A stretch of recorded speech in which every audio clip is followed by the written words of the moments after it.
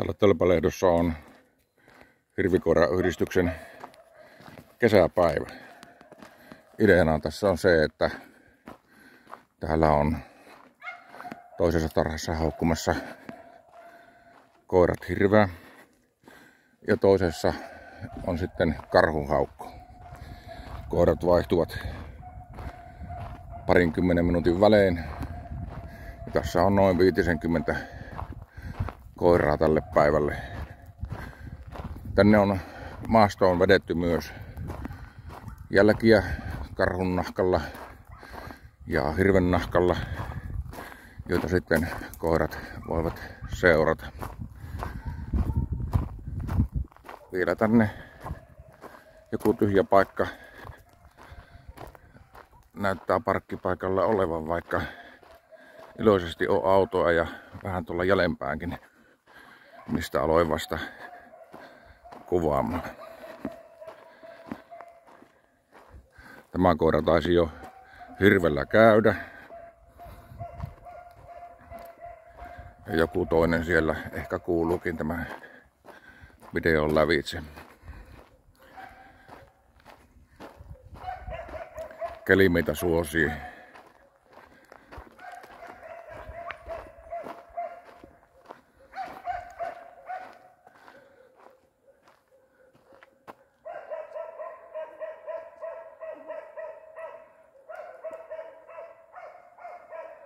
Siellä Norja harmaa työstää köpiä.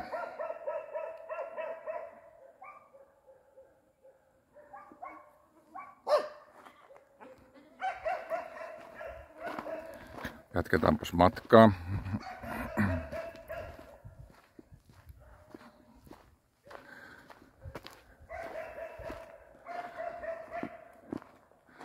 Virkavalta on saapunut pitämään järjestystä ja rotia.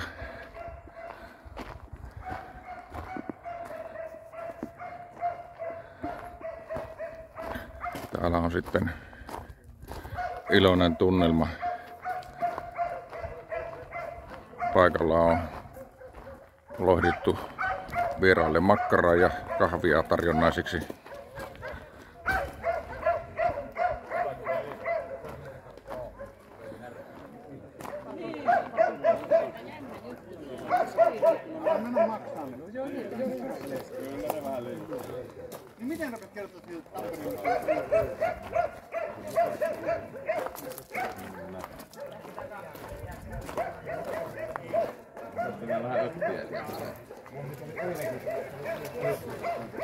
Ja naapuritkin pääsevät suoraan lähetykseen.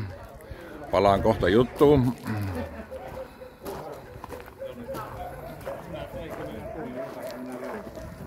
Yhdistyksen uusi lippu isänmaallisin värein.